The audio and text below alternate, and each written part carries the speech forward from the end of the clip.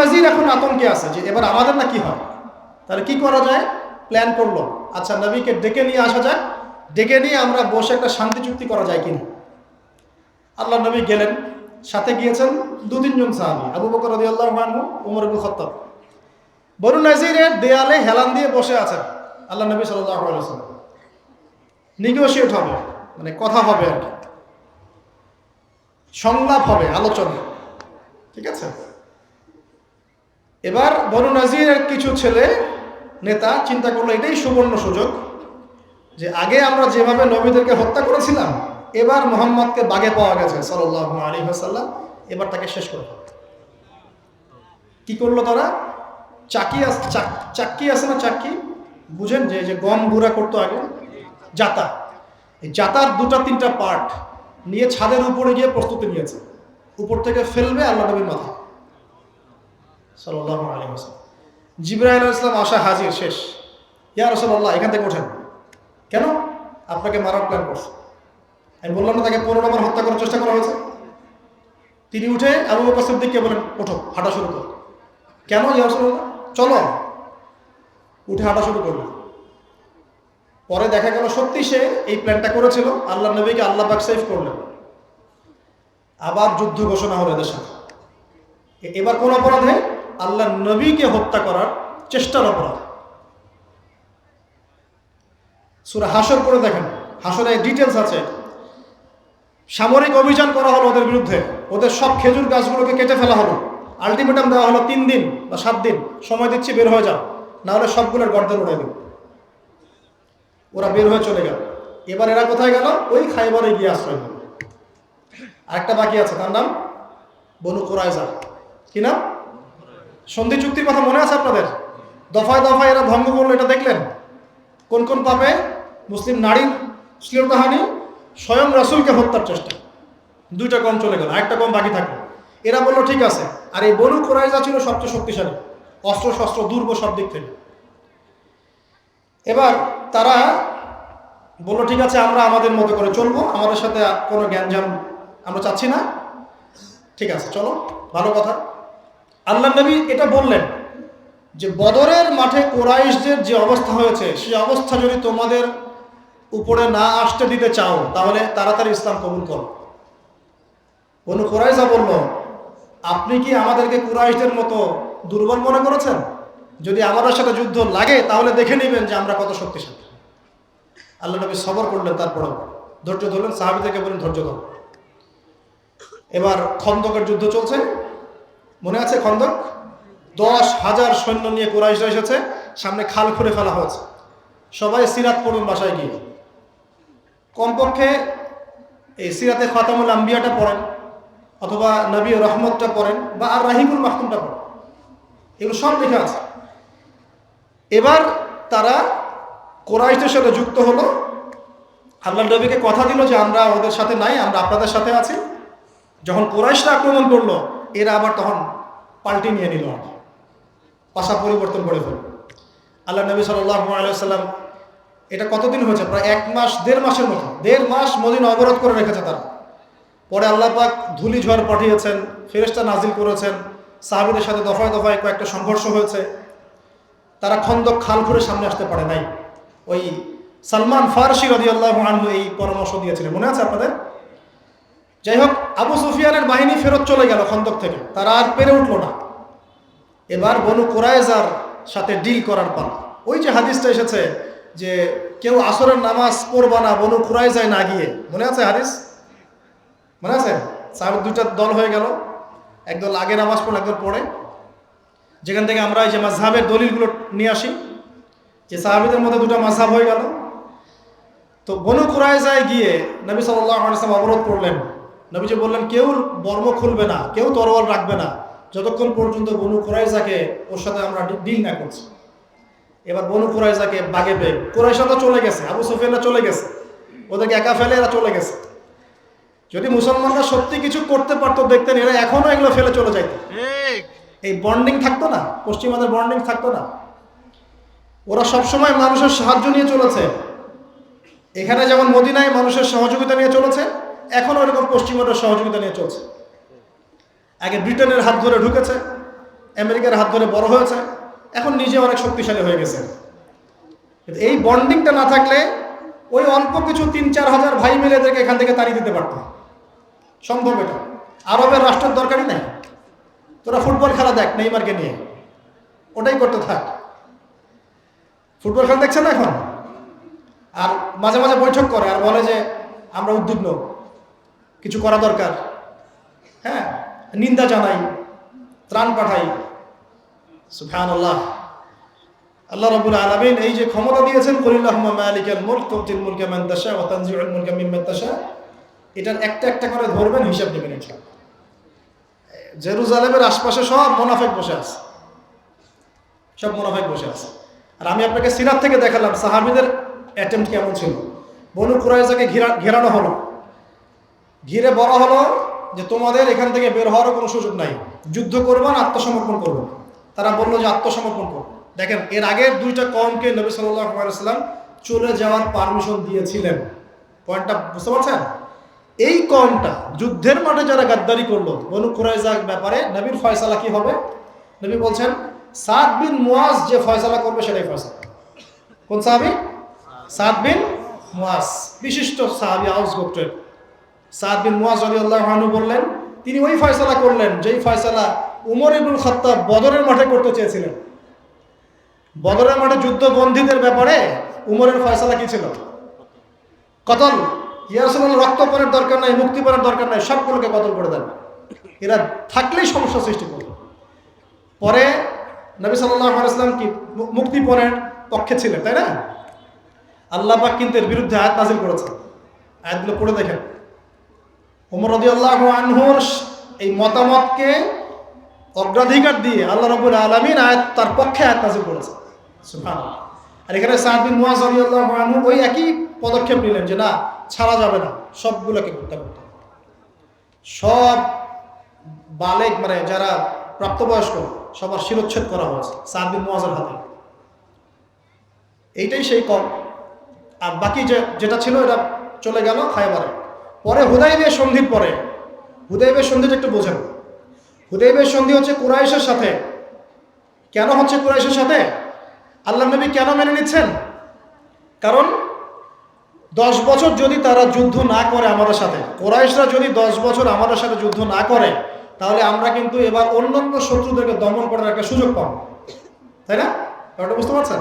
যেই হুদাইবিয়া সন্ধি হয়ে গেল, আল্লাহ নবী পরের বছরই খায়বার আক্রমণ করলেন। কারণ খায়বারের ইহুদিদেরকে আর কুরাইশরা সাহায্য করতে পারবে না। কত ম্যাচিউরড আমাদের নবী সাল্লাল্লাহু আলাইহি ওয়াসাল্লাম ছিলেন, দেখেন কত ম্যাচিউরড ছিল। তার ম্যাচিউরিটি নিয়ে আলাদা লেকচার দেওয়া যায়। বদরের মাঠে তিনি যখন গিয়েছেন, আমরা গেলে কি করতাম? আগে নামাজ পড়তাম 2 রাকাত, তাই তো? নবীজি গিয়েই আগে বদরের কূপ দখল করেছে, তারপরে নামাজ দাঁড়িয়েছে।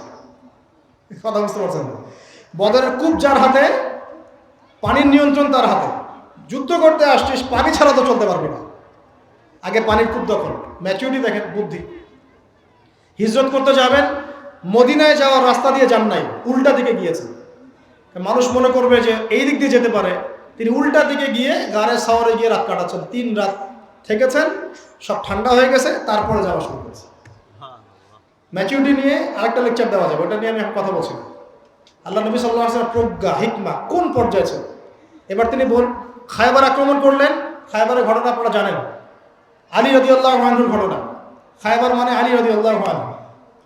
আল্লাহ নবী বললেন শেষ রাতের বেলা, আগামীকাল বাদ ফজর আমি এমন একজনের হাতে পতাকা দিব যাকে আল্লাহও ভালোবাসেন, তার রাসূলও ভালোবাসে, যে নিজেও আল্লাহকে ভালোবাসে, রাসূলকে ভালোবাসে। সব সাহাবীরা আকাঙ্ক্ষা করলেন যে আমি হব সেই। ওমর ইবনে খাত্তাব মনে করছেন আমি মনে হয় সেই সাহাবী। সকালে উঠে নবী সাল্লাল্লাহু আলাইহি ওয়াসাল্লাম বলছেন, সাল্লাল্লাহু আলাইহি ওয়াসাল্লাম, আলী ইবনে আবি তালিব কোথায়? নামাজে আসেনি কেন? বলা হলো তার চোখ উঠেছে, চোখে অনেক প্রবলেম, চোখ ফুলে গেছে, কষ্টে আসতে পারেনি, ডেকে নিয়ে আসো। ডেকে নিয়ে আসা হলো। নবী সাল্লাল্লাহু আলাইহি ওয়াসাল্লাম মুখের লালা থুতু এভাবে নিয়ে তার চোখে লাগিয়ে দিলেন। আলী ইবনে আবি তালিব বলছেন, আগে এই চোখে যা দেখতে পারতাম না তাও দেখতে পারা শুরু। পতাকা দিলেন, খায়বারে যাও। খায়বারের নামুস দুর্গ জয় হচ্ছিল না। কোন দুর্গ? নামুস। খায়বারে যাও, ওখানে মারহাব মারহাব একজন সেনাপতি আছে ইহুদিদের বড় কমান্ডার, বলছে ওদেরকে আগে ইসলামের দাওয়াত দিবা, যদি ইসলাম কবুল করে যুদ্ধের দরকার নাই। ওই হাদিসটা এখানে এসেছে, লাউ ইয়াহদিয়াল্লাহু বিকা রাজুলান ওয়াহিদান খায়রুল লাকা মিন হুমরিন না'ম। তোমার দাওয়াতে যদি একজন ইসলাম কবুল করে হকের পথে আসে, লালুট কুরবানি করার চেয়ে বেশি নেকি পাবে। এটা এইখানে আসছে হাদিসটা। আর যদি দাওয়াত কবুল না করে জিজিয়া দিয়ে থাকবে, জিজিয়াও দিতে চায় না, তখন আক্রমণ করবে। এই সুন্নাহ মেনে আমরা যুদ্ধ করেছি, সুন্নাহ মেনে। মুসলমানরা যখন যুদ্ধ করেছে, মুসলমানদের হাতে কোনো নারী নিহত হয় নাই, কোনো শিশু নিহত হয় নাই। আর এদের তো যুদ্ধের কোনো জ্ঞান নাই, সব যুদ্ধ অপরাধ, এদের সবই যুদ্ধ অপরাধ। এরা কাউকে ছাড়বে না, নারী শিশু আবাল বৃদ্ধ সবাইকে ব্যাসাঘাট করে ফেলে। আর নবী সাল্লাল্লাহু আলাইহি ওয়াসাল্লাম সাহাবীদেরকে পাঠাতেন, বলতেন নারীদেরকে আক্রমণ করবে না, শিশুদেরকে হত্যা করবে না। কেউ যদি যুদ্ধের মাঠেও কালিমা পড়তে চায়, তাকে কালিমা পড়ার সুযোগ দিবে। খায়বার বিজয় হলো এই আলী রাদিয়াল্লাহু আনহুর হাতে। এটার ঘটনা একটু বলি, লোভ সামলাতে পারছি না। মারহাব কবিতা আবৃত্তি করছিল যে আমি এমন বীর যার সাথে 10 জন 20 জন পেরে ওঠে না। আর আলী ইবনে আবি তালেব বলছিলেন আমিও সেই মায়ের সন্তান যে আমার নাম রেখেছে হায়দার। ওই যে আলী হায়দার, নাম শুনেছেন? হায়দার। তো মারহাব আলী রাদিয়াল্লাহু আনহুকে কয়েকটা আঘাত করেছে, প্রত্যেকটা আঘাত তিনি ঢাল দিয়ে প্রতিহত করেছেন। এক পর্যায়ে এটা হিস্ট্রির মধ্যে আসছে, এটা কোন হাদিসের দলিল না, হিস্ট্রির মধ্যে আসছে। আলী রাদিয়াল্লাহু আনহুর হাত থেকে ঢালটা পড়ে যায়। ঢাল বুঝতে পারছেন কি? ঢালটা পড়ে যায়।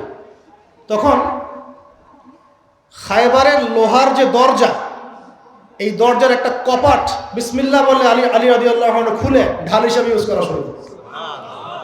যে আলী হায়দার আসাদুল্লাহ, আল্লাহর সঙ্গে আল্লাহ পাক তাকে এত শৌর্য বীর্য শক্তি দিয়েছিলেন বলার মতো না। মানে এটা বলতে গেলে আমরা আলাদা লেকচার লাগবে।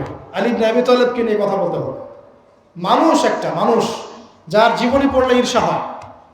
একদম ছোটবেলা থেকে নবী সাল্লাল্লাহু আলাইহি ওয়াসাল্লামের সাথে ছায়ার মতো ছিল। আর হাদিস এসেছে কিয়ামতের মাঠে সবচেয়ে দ্রুত হিসাব হবে আলী রাদিয়াল্লাহু আনহু। যাবেন বেরো চলে শেষ, সুবহানাল্লাহ। তো এরপরে আলী ইবনে আবি তালেব তার তরোয়াল দিয়ে মারহাবকে একটা আঘাত করেন মাথার মাঝখানে। কোথায়? এই যে এখানে যেটা বর্ম ছিল, শিরস্থান আমরা বলি, এখান থেকে তরোয়ালটা নেমে মাটিতে গেঁথে গিয়েছে, তার দেহটা দ্বিখণ্ডিত হয়ে গেছে। ব্যাস ইহুদিরা কাঁপাকাঁপি শুরু করে দিল, নামুস দুর্গ জয় হয়ে গেল। এরপরে মুসলিমরা ব্যাপক গনিমত পেল। 4-4টা বড় বড় ইহুদি গোত্র এভাবে পতন হয়েছে নবীর যুগে। আপনাদেরকে জাস্ট বুঝালাম যে ইহুদিদের সাথে মুহাম্মদ সাল্লাল্লাহু আলাইহি ওয়াসাল্লামের পররাষ্ট্রনীতি কেমন ছিল। আর এখন এত জুলুম করার পরেও, এখানে তো চুক্তি ভঙ্গ করেছে, নবীকে হত্যার চেষ্টা করেছে, একজন মুসলিম রমণীর সম্মানহানি করেছে, একজন মুসলমানকে শহীদ করার চেষ্টা করেছে, তার বিরুদ্ধে এই অবস্থান ছিল। আর এখন বিগত 100 বছর থেকে জমি তো নিয়েছে, হাজার হাজার না, এটা লক্ষ লক্ষ ফিলিস্তিনিকে উচ্ছেদ করেছে, মা বোনদেরকে কত ধর্ষণ করেছে তার ঠিক নাই। আমরা এগুলো পরিসংখ্যানেই জানি, কারণ আমাদের কারো বোন তো ধর্ষিত হয় নাই, আমরা তো বুঝতে পারবো না। আমাদের কারো মেয়েকে তো উঠিয়ে নেয় নাই, আমরা তো বুঝতে পারবো না। আমরা তো চোখের পানি বুঝতে পারবো না, স্বাভাবিক। কত শত লক্ষ লক্ষ মুসলমান ভাইকে হত্যা করেছে, কারাগারে নিয়ে যা নির্যাতন করছে, এগুলো তো আমরা জানি না। এক্সাক্ট ফিগার তো আমরা জানিও না, খালি বইপত্র পড়ে আমরা এগুলো পরিসংখ্যানগুলো পাই। এর আলোকে কথা বলছি। এবং চারপাশে 8-10টা বড় বড় মুসলিম রাষ্ট্রও আছে, তাদের শক্তিও আছে, ক্ষমতাও আছে।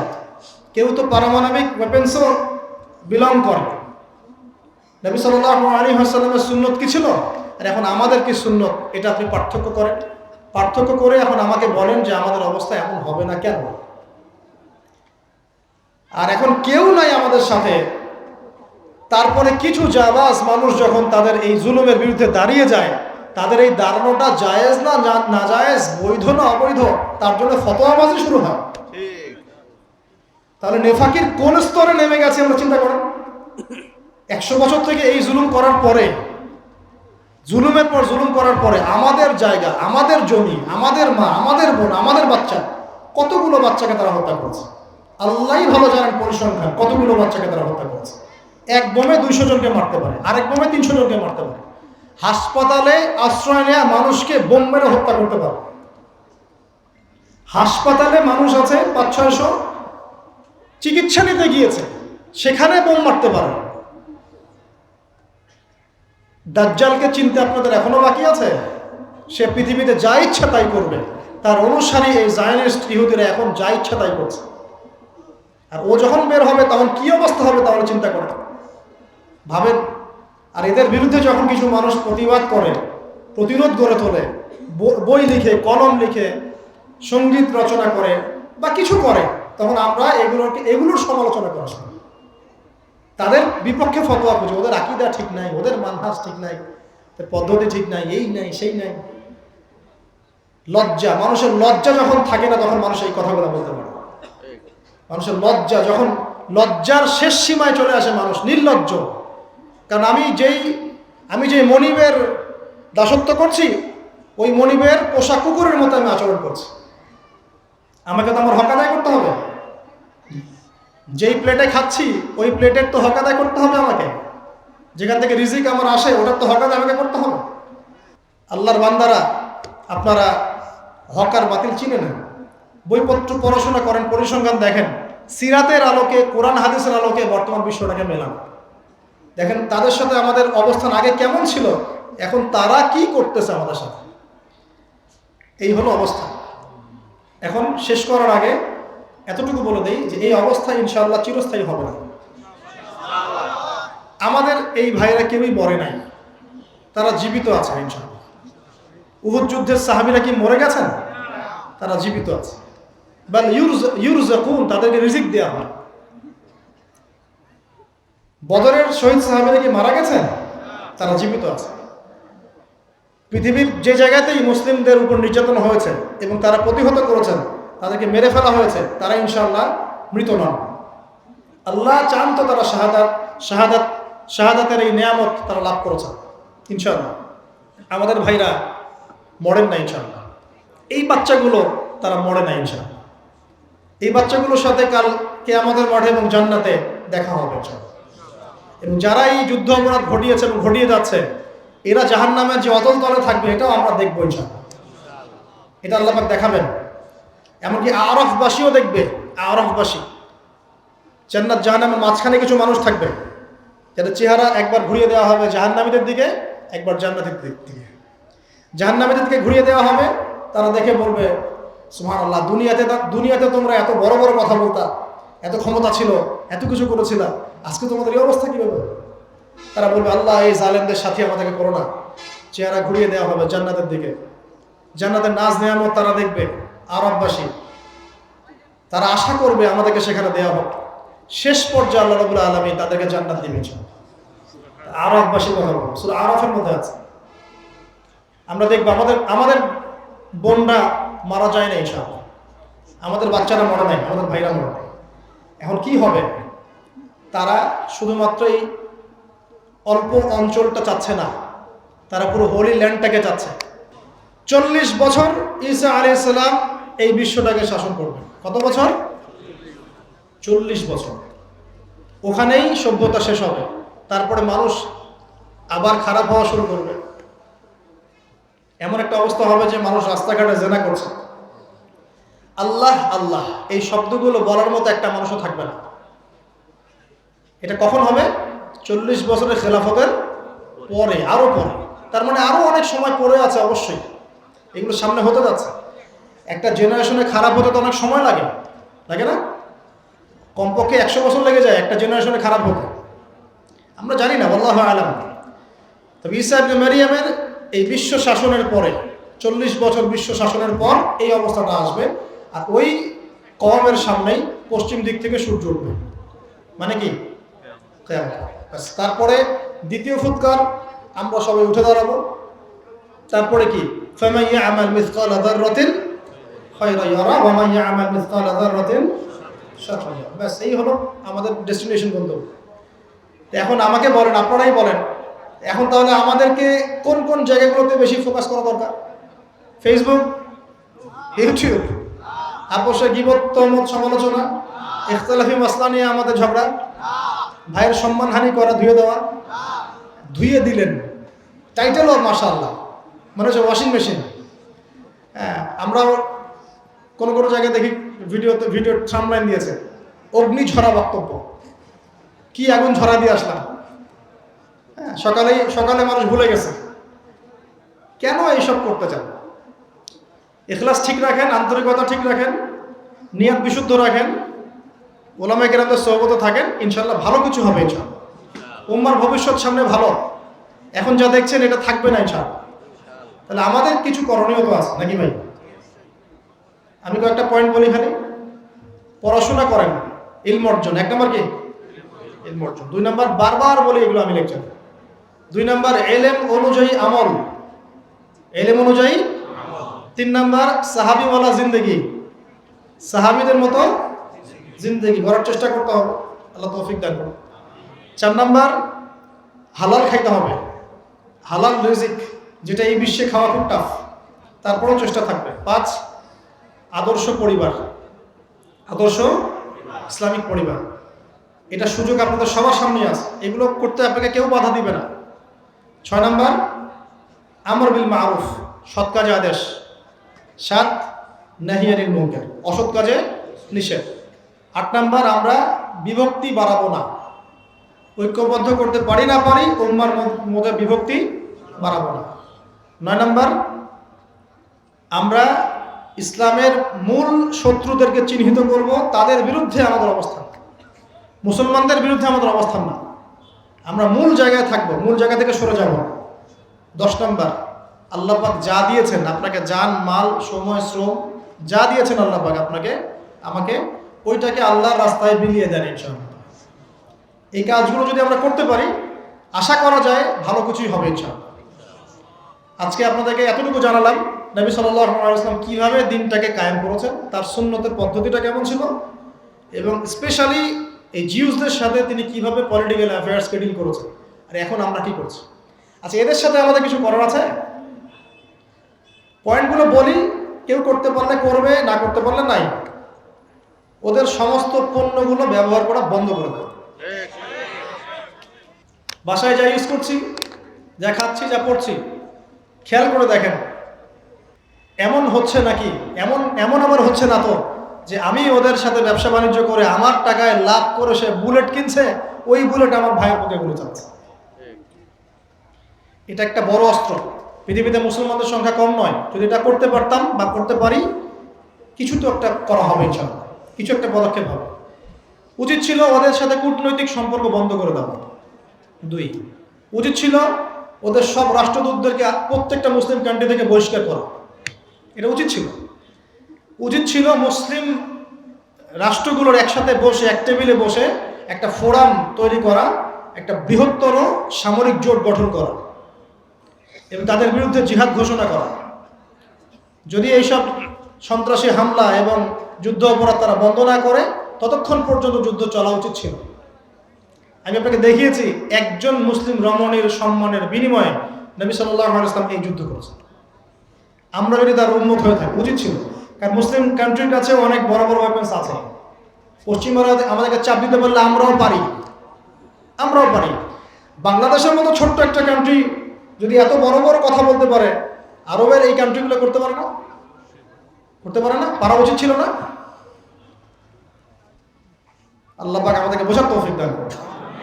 মানুষ বলছে অভ্যন্তরীণ ব্যাপার, জেরুজালেম কার অভ্যন্তরীণ জায়গা?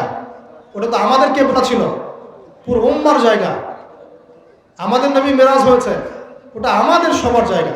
আচ্ছা, আমাকে বলেন, এই আক্রমণটা যদি কাবায় হতো, বলেন, এই আক্রমণটা যদি কাবায় হতো বা মদিনায় হতো, আপনি কি করতেন? আরবের সব নেতারা চুপ করে বসে থাকতো? নিন্দা জানিয়ে ক্ষান্ত থাকতো? একটু ইমাজিন করেন, ওটাও তো মসজিদ আকসা, 3টা হারামের একটা। কয়টা হারাম? কয়টা? কাবা, বাইতুল্লাহিল হারাম, মসজিদ নববী, আকসা। ওটা আমাদের না? এখন মনে করেন যে ওই হারামে আক্রমণ হয় নাই, হয়েছে মসজিদুল হারামে, তাহলে আপনি কি করতেন? খালি নিন্দা প্রস্তাব দিতেন? তখন কি শায়েখরা বলতো যেটা অনুচিত হচ্ছে, আকীদা ঠিক নাই, মানহাজ ঠিক হচ্ছে না? আমার কথার উত্তর দেন। এখন যদি মদিনায় এই হামলাটা করতো ইহুদিরা, নাউজুবিল্লাহ, তাহলে কি আপনি এখন ফতোয়া খুঁজতেন? প্রতিহত করা? ওইটা তো আমাদেরই, ওটা তো আরেকটা কেবলা, আরেকটা হারাম। 100 বছর হয়ে গেল। কত বছর ভাই? 100 বছর থেকে এগুলো হয়তো কেউ বলে যায়, কেউ লিখে যায়, সবার মাথায় ঢোকে না। তবে যাদের মাথায় ঢুকবে না আল্লাহ পাক ওদেরকে সরিয়ে দিবেন, দিয়ে নতুন জেনারেশন নিয়ে আসবেন, এবং ইনশাআল্লাহ ওদের হাতে ওই জায়গাটা বিজয় হবে ইনশাআল্লাহ। সেটা শুরু হয়ে গেছে মাশাআল্লাহ, অলরেডি শুরু হয়ে গেছে মাশাআল্লাহ। তো আমরা এটা করতে পারতাম, একটা সামরিক জোট করতে পারতাম, অথবা আমরা কূটনৈতিক তৎপরতা করতে পারতাম, তাদেরকে চাপে রাখতে পারতাম। আরেকটা কাজ করতে পারতাম, যেটা আমরা এখন পারি, এটার বিরুদ্ধে জনসচেতনতা তৈরি করা এবং এই হিস্ট্রিগুলোকে পাঠ্যপুস্তকের অন্তর্ভুক্ত করা, যাতে আমাদের সন্তানরা জানতে পারে। এই হিস্ট্রিগুলো কে জানে? কয়জন জানে? এবং তাদের এই ব্যাংকিং সিস্টেম, পলিটিক্যাল সিস্টেম, তাদের মিডিয়া, প্রযুক্তি, এগুলোর বিরুদ্ধে আমাদের পলিটিক্যাল সিস্টেম, আমাদের ব্যাংকিং সিস্টেম, আমাদের নিজস্ব মিডিয়া, প্রযুক্তি, এগুলো থাকা উচিত ছিল। এখন আমরা যেখানে কথা বলছি না, যে প্ল্যাটফর্মগুলোতে, এগুলোও তারাই নিয়ন্ত্রণ করছে। আপনি তো অ্যাপেল ইউজ করেন, গুগল ইউজ করেন, আমি গুগল ইউজ করি, আপনি ফেসবুক ইউজ করেন, সবই তো প্ল্যাটফর্ম। ওখানে গিয়ে আপনি কুমিরের পুকুরে নেমে ওর সাথে যুদ্ধ করা যায়? আমাদের উচিত ছিল ওদের প্রযুক্তির বিরুদ্ধে আমাদের স্বতন্ত্র প্রযুক্তি লঞ্চ করা, ওদের ওয়েপেন্সগুলোর এগেনস্টে আমাদের স্বতন্ত্র ওয়েপেন্স লঞ্চ করা, ওদের যে ব্যাংকিং সিস্টেম, ফাইন্যান্স সিস্টেম, এর বিরুদ্ধে আমাদের স্বতন্ত্র সিস্টেম লঞ্চ করা। এগুলো আরও 50 বছর আগে উচিত ছিল, তাহলে আজকে এই দিন আমাদেরকে দেখতে হতো না। যাই হোক, আমরা করতে পারি নাই। আল্লাহ পাক যেন এমন কম নিয়ে আসেন যে কম এটা করতে পারবে ইনশাআল্লাহ। এবং আগামী দিনে মুসলিমদের এই যে বিজয়, এই যে ভবিষ্যৎটা অপেক্ষা করছে, এর জন্য আমরা আমাদের সন্তানদেরকে প্রস্তুত করবো ইনশাআল্লাহ। এবং আমরাও আধ্যাত্মিকভাবে পবিত্র হব, নামাজি হব, মুত্তাকি হব, ওলামায়ে কেরামের সোহবতে থাকবো, হালাল খাবো, আমর বিল মারুফ নাহি আনিল মুনকারের কাজ চলতে থাকবে ইনশাআল্লাহ। যে যেভাবে পারি আমরা হকের পক্ষে থাকবো, বাতিলের বিরুদ্ধে অবস্থান নেব। তবে আমরা আমাদের শান্তিপূর্ণ রাষ্ট্রে কোনো রকম বিশৃঙ্খলা সৃষ্টি করব না। কারণ একটা রাষ্ট্রের মধ্যে যদি আপনি বিশৃঙ্খলা সৃষ্টি করতে চান, তাহলে হিতে বিপরীত হবে। হিতে কি হবে?